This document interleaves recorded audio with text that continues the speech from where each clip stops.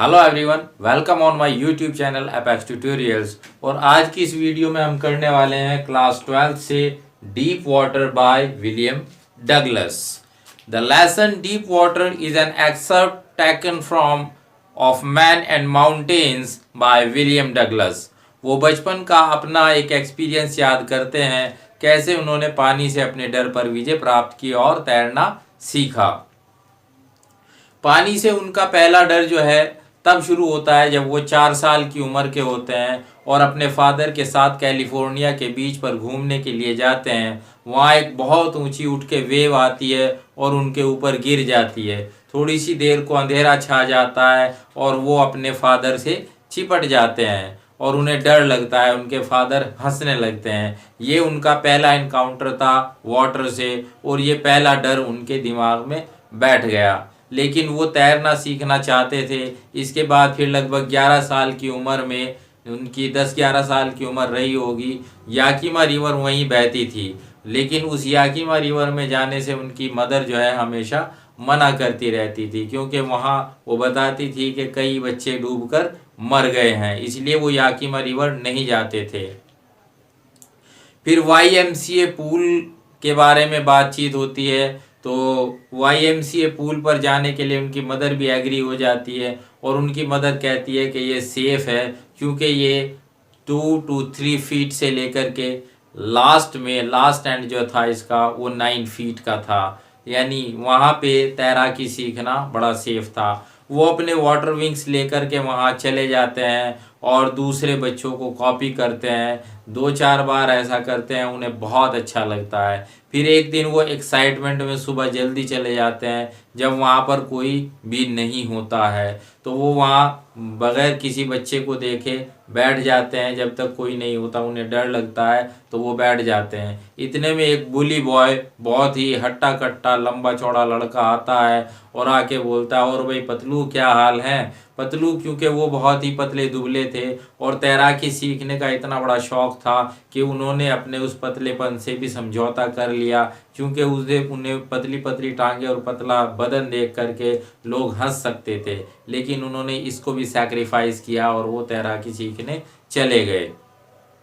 तो वो लंबा चौड़ा अट्टा कट्टा लड़का उन्हें उठा करके ऐसे गोद से और डीप एंड की तरफ फेंक देता है। वो बैठने वाली मुद्रा में वहाँ पानी के ऊपर गिरते हैं और सीधा नीचे बॉटम की तरफ जाने लगते हैं। क्योंकि उन्हें तैरना नहीं आता, लेकिन फिर भी हाथ पैर मारने की कोशिश करते हैं और उनको लगता है कि चारों तरफ पानी ही पानी है, पीला पीला पानी दिखाई देता है और कुछ दिखाई नहीं देता।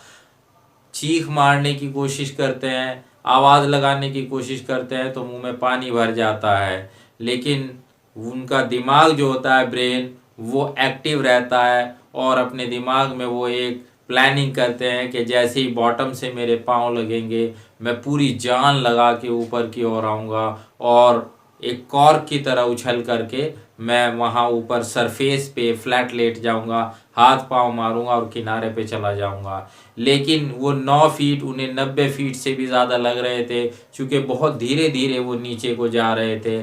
खैर बहरहाल उनके पाँव जो है बॉटम से टकराते हैं और पहली एफर्ट में पूरी जान लगा करके वो एक उछाल लेते हैं, लेकिन उनकी आंखें और नाक ही पानी से बाहर आ पाती है और वो फिर वापस नीचे की ओर जाने लगते हैं। इस बार वो सोचते हैं कि और ज़्यादा ज़ोर से पाँव मारूंगा और फिर मैं बाहर आ जाऊंगा। सेकंड एफर्ट, लेकिन फिर वो धीरे धीरे नीचे जा रहे हैं। माँ माँ करके चिल्लाने की कोशिश करते हैं तो अलावा पानी के और कुछ नहीं होता। वहाँ चारों तरफ उनके पानी पानी है। उन दूसरे एफर्ट में पाँव लगते हैं, खूब ज़ोर से पाँव मारते हैं, लेकिन फिर धीरे धीरे ऊपर की ओर आते हैं। इस बार भी आंखें और नाक ही पानी के बाहर आ पाती है, लेकिन तीसरी बार फिर वो नीचे की ओर जाने लगते हैं। अब उनके हाथों में दर्द होने लगता है, पाँव में दर्द होने लगता है। उन्हें ऐसा लगता है जैसे पैरालिसिस हो गया हो। और अब तीसरी बार में जैसे नीचे जा रहे होते हैं तो उन्हें चारों तरफ शांति शांति नज़र आती है। वो नींदे से हो जाते हैं, उन्हें नींद सी आने लगती है और इसके बाद उनके होश जो है वो खो जाते हैं। और उन्हें जब होश आता है तो वो तालाब के किनारे पेट के बल लेटे हुए उल्टियाँ करते हुए होते हैं। वो लड़का वहाँ बराबर में खड़ा हुआ होता है, वो कह रहा होता है मैंने तो सिर्फ मजाक किया था। कोई दूसरा लड़का को बोलता है इसे उठा लो यहाँ से, और वो उठा करके उसको जहाँ पे कपड़े चेंज करते हैं उस रूम में ले जाते हैं। वहाँ से कुछ घंटे आराम करने के बाद वो घर जाते हैं। उनके हाथों पैरों में बहुत ज़ोर का दर्द रहता है, खाना भी नहीं खा पाते, और वो 2-3 दिन तक उनका बदन पूरी तरह से दर्द से अकड़ रहा होता है। तो ये डर जो था, लगभग वो मौत के मुंह से वापस आए थे। और इसके बाद उन्होंने तैरना सोचना भी छोड़ दिया था तैराकी सीखने के लिए। वहाँ पूल पर तो जाना बहुत दूर की बात है। ये बहुत ज़बरदस्त तरीके का डर उनके अंदर बैठ गया था। लेकिन जैसे कुछ वर्षों बाद धीरे धीरे वो बड़े हो रहे थे, तो उनको जो जैसे ही वो फिशिंग ट्रिप के बारे में या पानी के बारे में सोचते थे, तो उनको वो पुराना डर जो है वो उनके दिल दिमाग पर तारी हो जाता था। और इस डर ने उनकी फ़िशिंग ट्रिप्स को, उनकी कैनोइंग, बोटिंग, स्विमिंग जैसी चीज़ों को डिस्ट्रॉय कर दिया था। जब वो इस तरह की चीज़ों को सुनते थे तो एक शौक, एक पैशन उनके अंदर से उभर के आता था कि मैं भी इस तरह की चीज़ें करूं। लेकिन वो डर इतनी बुरी तरह से बैठ गया था कि उसने फिज़िकली और मेंटली उनको बहुत बुरी तरह से हैरास किया था। और वो इतना डर गए थे कि पानी का नाम लेते ही उन्हें डर लगने लगता था। लेकिन जैसे ही कुछ बड़े हुए, तो उन्होंने सोचा कि एक इंस्ट्रक्टर को हायर कर लिया जाए। तो वो एक इंस्ट्रक्टर को हायर कर लेते हैं।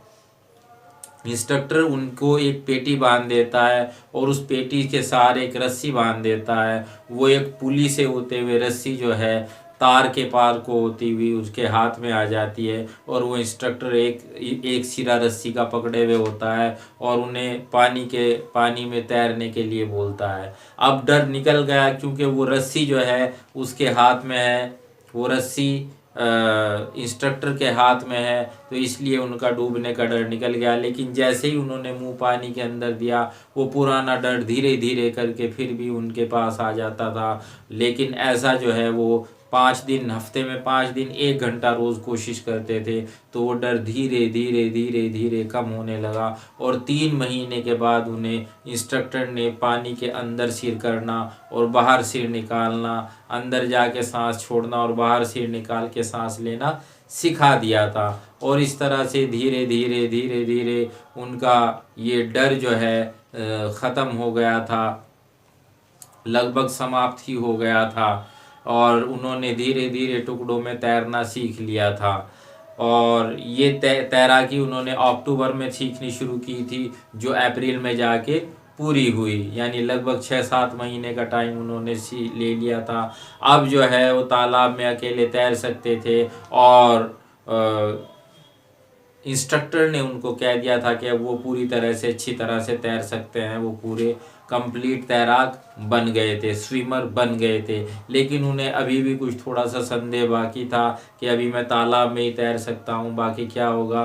तो फिर वो लेक वेंटवर्थ जाते हैं और उसमें 2 मील तैरते हैं। जैसे ही उसके बीचों बीच वो पहुँचते हैं, तो वो पुराना डर उन्हें फिर वापस आ जाता है। लेकिन अब वो कहते हैं hello mister fear, now you can not afraid me, I mister डर, अब तुम मुझे नहीं डरा सकते। और वो 2 मील तक तैर कर पार करते हैं। फिर उनको और ज़्यादा जो है उनका कॉन्फिडेंस बढ़ जाता है। फिर वो वार्म लेक में भी जाते हैं और उसको तैर कर पार करते हैं, और याद करते हैं कि किस तरह से उन्होंने अपने डर पर विजय प्राप्त की। और रूजवेल्ट का एक सेंटेंस, एक कहावत उन्हें याद आती है, all we have to fear is fear itself. ये थोड़ा सा मैं एक्सप्लेन कर देता हूँ कि all we have to fear, जिस चीज़ से हम डरते हैं वो हमारा डर ही होता है। यानी हम अपने डर से डरते हैं, जो हमारे अंदर, हमारे दिल में, दिमाग में डर बैठ जाता है, उसी से हम डरते हैं। बाकी बाहर कोई चीज़ डराने वाली नहीं है। If we are firm determined,